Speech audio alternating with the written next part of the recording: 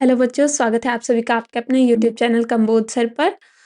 I hope आप सभी बहुत अच्छे होंगे, आपके एग्ज़ाम की प्रिपरेशन भी अच्छी चल होगी, जिनके बोर्ड्स आने वाले हैं जी या जिनके एनुअल एग्ज़ाम है वो अच्छे से पढ़ाई कर रहे होंगे। आज के हम वीडियो में कवर करने वाले हैं क्लास 11th के समाचार पत्र से रिलेटेड जितने भी क्वेश्चन होते हैं वो आपको इस वीडियो में पढ़ाए और समझाए जाएँगे।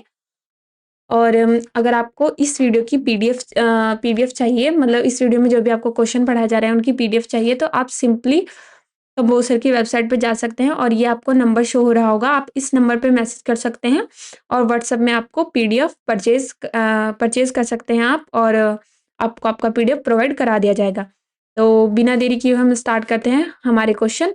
तो हमारा पहला क्वेश्चन है, प्रिंट मीडिया मुद्रण माध्यम के अंतर्गत आने वाले माध्यमों में से किसी एक पर विस्तार से लिखिए।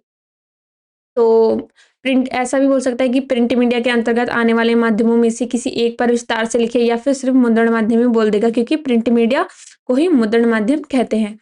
तो इसमें हम अ, लिख सकते हैं, प्रिंट मीडिया अर्थात मुद्रण माध्यम के अंतर्गत समाचार पत्र, पत्रिकाएं, जर्नल, पोस्टर और पैम्पलेट्स और पुस्तकें आदि सम्मिलित होती है। इनका परिचय इस प्रकार है। फिर हम लिखेंगे समाचार पत्र, पत्रिका, इसकी डेफिनेशन लिखेंगे। समाचार पत्र यह एक ऐसा माध्यम है जो सार्वजनिक रूप से पाठकों को सूचना, लेख व टिप्पणी आदि से परिचित कराता है। प्रेस एवं पुस्तक पंजीकरण अधिनियम संशोधित की प्रथम धारा के अंतर्गत समाचार पत्र की परिभाषा इस प्रकार दी गई है। तो यहाँ पे लिखा है, समाचार पत्र की परिभाषा सार्वजनिक समाचार या सार्वजनिक समाचार पर टिप्पणी युक्त नियत समय पर प्रकाशित होने वाला मुद्रित प्रकाशनी समाचार पत्र है।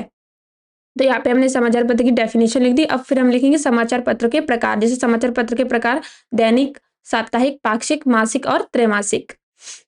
फिर इसमें लिखेंगे हम पत्रिका के बारे में डेफिनेशन देंगे। पत्रिका, समाचार पत्र एवं पत्रिका में कोई विशेष अंतर नहीं होता, अंतर केवल उनके स्वरूप का है। पत्रिका आकार में पुस्तकाकार होती है और पुस्तक की भांति बाइंड अथवा स्टेपल्ड होती है। इसके मुख्य पृष्ठ और अंतिम पृष्ठ प्रायः आकर्षक होते हैं और उस पर कोई समाचार लेख आदि नहीं होता, वरन विज्ञापन आदि इत्यादि छपे होते हैं।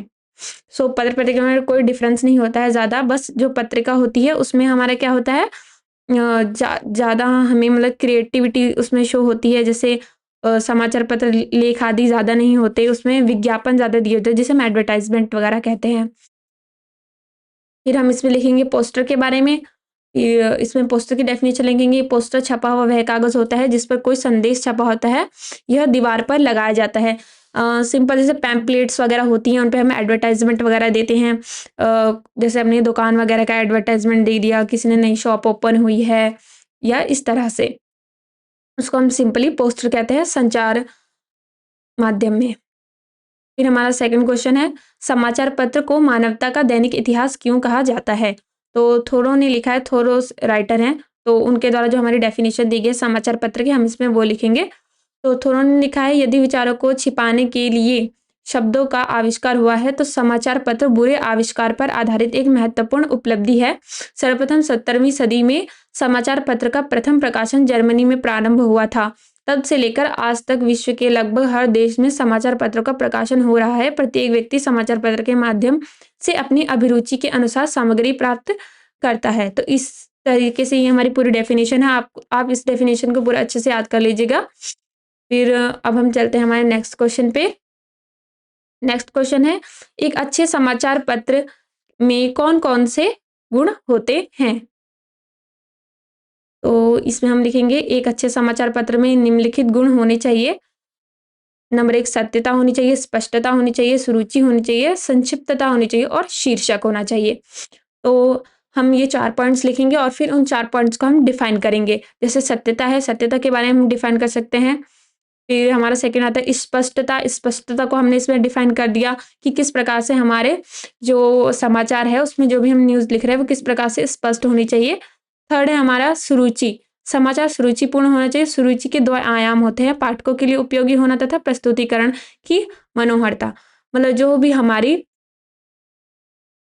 हम जो न्यूज़ छाप रहे हैं या न्यूज़ प्रिंट हो रही है, उसमें जो हमारे रीडर्स होने चाहिए, पढ़ने वाले, उनको थोड़ा-सा अच्छा भी लगना चाहिए पढ़ने में, और उनको समझ में भी आना चाहिए कि क्या लिखा है। इसलिए हम स्पष्टता और इसमें सुरुचि का वर्णन कर रहे हैं।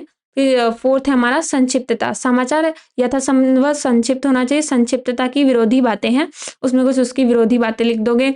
संक्षिप्तता मतलब किस प्रकार से हम उसे हमें उसे किस प्रकार से इस तरह से एडजस्ट करके लिखना होता है हमारी समाचार पत्र को कि जो हमारी खबर है वो भी वो समझ में आ जाए जो पढ़ने वाला है, और उसमें मतलब कि कोई भी फालतू चीज़ें मेंशन ना की जाए। फिर फिफ्थ है हमारा शीर्षक। समाचार को प्रभावी बनाने के लिए शीर्षक में निम्नलिखित बातें होनी चाहिए। शीर्षक संक्षिप्त होना चाहिए। एक आदर्श शीर्षक में 3 से 5 तक शब्द होने चाहिए। मतलब जैसे हम न्यूज़पेपर पढ़ते हैं तो उसमें हमारी जो हेडलाइन होनी चाहिए, शीर्षक जो होना चाहिए, ऐसा शीर्षक होना चाहिए जो कि पढ़ने वाले रीडर्स को एकदम कैची लगे। जैसे कि इसमें दे रखा है, हौसला है तो मंजिलें हैं आसान, बगदाद 2 धमकों में 60 मरे। तो इसमें हमारी हेडिंग पढ़ के ही हमें ऐसा लगेगा ना कि हाँ यार, न्यूज़ तो पढ़नी चाहिए कि इसमें ऐसा क्या है, ठीक है? फिर हम 8th पे चलते हैं हमारे 8th मतलब नेक्स्ट क्वेश्चन पे जाते हैं हम। संपादक से क्या आशय है? या फिर ऐसे पूछ सकता है कि संपादकीय किसे कहते हैं? ठीक है? संपादकीय से क्या आशय है और संपादकीय किसे कहते हैं? इस तरह से आपका क्वेश्चन आ सकता है। तो संपादकीय का अर्थ है समाचार पत्र के संपादक के विचार। प्रत्येक समाचार पत्र में संपादक किसी न किसी जलवंत और समस्यायिक मुद्दे पर अपने विचार व्यक्त करता है। हमें ये पूरी डेफिनेशन लिखनी है, यहाँ से यहाँ तक आपको शो हो रही होगी। आप चाहें तो ये पीडीएफ ले सकते हैं या फिर आप इस वीडियो को पॉज़ करके भी इस क्वेश्चन को समझ सकते हैं और पढ़ सकते हैं, लर्न कर सकते हैं। फिर हम अपने नेक्स्ट क्वेश्चन पे चलते हैं कि एक अच्छे संपादकीय में कौन-कौन से गुण होते हैं? तो संपादकीय के गुण जैसे यहाँ पे मेंशन किया है, संपादकीय की शैली सजीव और प्रभावशाली होनी चाहिए, भाषा सशक्त, स्पष्ट और प्रखर होनी चाहिए। इसमें आपको 5 पॉइंट दिए गए हैं। आप 4 भी लिख सकते हैं, आप 5 भी लिख सकते हैं, बस आपको इनको अच्छे से लर्न करना है। या फिर ऐसा भी हो सकता है कि आपको ये जो 2 क्वेश्चन पढ़े जाइए, संपादकीय से क्या आशय है और संपादकीय के कौन-कौन से गुण होते हैं, इसको कंबाइन करके भी दे सकता है कि संपादकीय क्या होता है वो बताएँ, और इसके कोई 2 गुण लिखें या 3 गुण, जितने भी मेंशन किए जाएँगे आप उतने गुण लिख के आएँगे। फिर नेक्स्ट है हमारा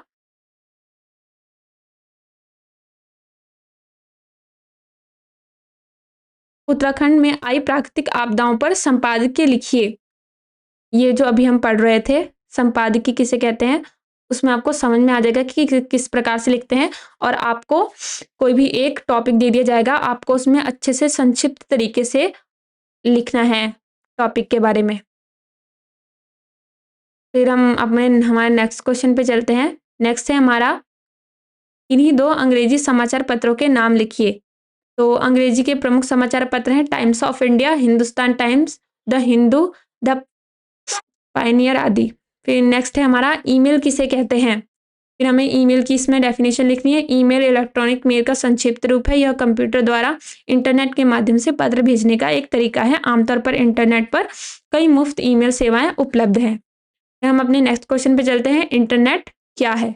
इंटरनेट जनसंचार का ऐसा माध्यम है जिसे प्रिंट मीडिया, रेडियो, टेलीविजन, पुस्तक, सिनेमा और पुस्तकालय के सभी गुण विद्यमान हैं। इसके द्वारा संसार भर की जानकारी के साथ-साथ पत्र लेखन और आमने-सामने बैठकर बात करने की तरह बातचीत की जा सकती है। यानी संचार के सभी साधनों के गुण इसमें समाहित हैं। फिर हम हमारे नेक्स्ट क्वेश्चन पे चलते हैं, खोजी पत्रिका से क्या आशय है? खोजी पत्रिका से आशय है ऐसी पत्रिका जिसमें गहराई से छानबीन करके ऐसे तथ्यों और सूचनाओं को सामने लाने की कोशिश की जाती है जिन्हें दबाने या छिपाने का प्रयास किया जाता है। इसी पत्रकारिता के माध्यम से भ्रष्टाचार और नियमितताओं अथवा गड़बड़ियों का पर्दाफाश किया जाता है। नेक्स्ट क्वेश्चन है हमारा, रेडियो किस प्रकार का संचार माध्यम है? तो रेडियो किस प्रकार का संचार माध्यम है? रेडियो संचार का श्रव्य माध्यम है। इसे ध्वनि को विद्युत तरंगों में परिवर्तित करके एक स्थान से दूसरे स्थान को भेजा जाता है, जहां रेडियो उसे ग्रहण करके पुनः ध्वनि तरंगों में परिवर्तित करके ध्वनि को श्रोता तक पहुंचा देता है। आपको ये जितने भी क्वेश्चन दिखाए जा रहे हैं, आप इन्हें अच्छे से लर्न कर लेना और इनकी प्रैक्टिस कर लेना। जैसे यहाँ पे पूछा जा रहा है कि रेडियो किस प्रकार का संचार माध्यम है, तो आपका सिंपल या तो एमसीक्यूज में भी आ सकता है या फिर वन टाइप डेफिनेट क्वेश्चन जैसे आते हैं उसमें भी पूछ सकता है कि रेडियो किस प्रकार का माध्यम है। तो आपको सिंपल इतना लिखना है कि रेडियो जो है वो श्रव्य माध्यम है संचार का। ठीक है, फिर नेक्स्ट क्वेश्चन पे हम चलते हैं। श्रव्य एवं दृश्य संचार माध्यम का एक उदाहरण दीजिए। या फिर ऐसे आ सकता है कि संचार का दृश्य श्रव्य माध्यम क्या है। दृश्य श्रव्य मतलब जिसे सुना भी जा सकता है और देखा भी जा सकता है। तो श्रव्य संचार माध्यम का उदाहरण है रेडियो तथा दृश्य संचार माध्यम का उदाहरण है प्रोजेक्टर। फिर हम नेक्स्ट क्वेश्चन पे चलते हैं। ब्रेकिंग न्यूज का क्या आशय है या फिर ब्रेकिंग न्यूज क्या है, ब्रेकिंग न्यूज किसे कहते हैं, किसी भी प्रकार से वो घुमा के आपसे क्वेश्चन पूछ सकता है। तो आप इसका आंसर लिखेंगे ब्रेकिंग न्यूज दूरदर्शन पर दिखाया जाने वाला किसी अति महत्वपूर्ण और आकस्मिक रूप से घटी ताजा घटना से संबंधित विशेष प्राथमिक समाचार है। इसका पूर्ण विवरण समाचार वाचक के पास उपलब्ध नहीं होता है। इसमें समाचार प्रस्तुत करने वाला घटनाओं को केवल परिचय के रूप में प्रस्तुत करता है, विस्तृत रूप में प्रस्तुत नहीं करता। नेक्स्ट क्वेश्चन पे चलते हैं। प्रतिवेदन से क्या आशय है या फिर रिपोर्ट किसे कहते हैं। कि प्रतिवेदन को ही रिपोर्ट कहते हैं, तो आपसे कैसे भी क्वेश्चन पूछ सकता है कि रिपोर्ट किसे कहते हैं या फिर प्रतिवेदन किसे कहते हैं।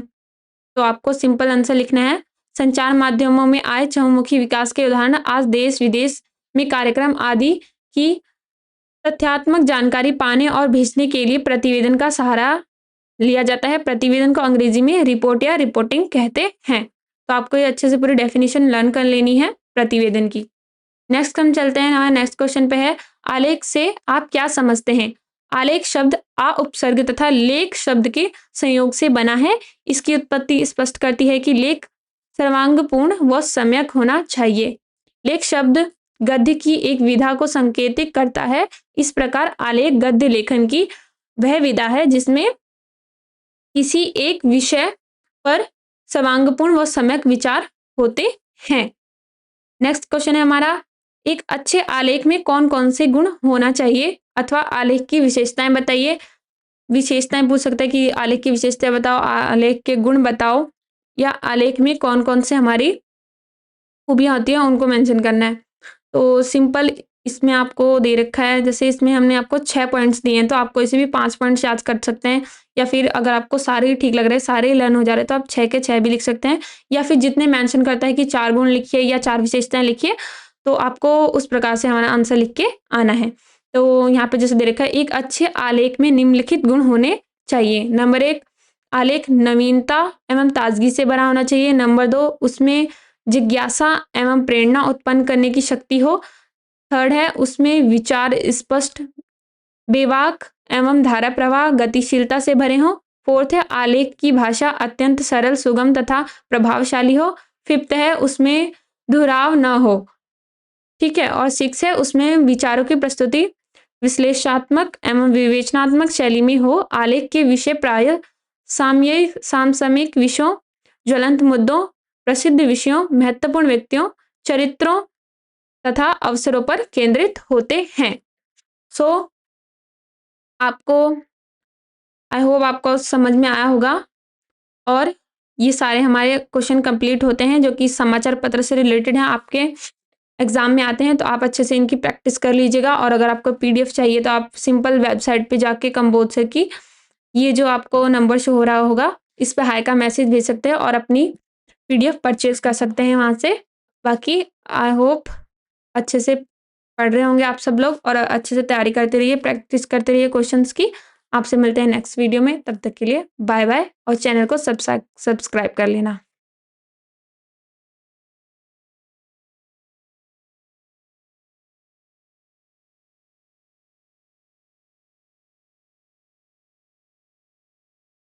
बता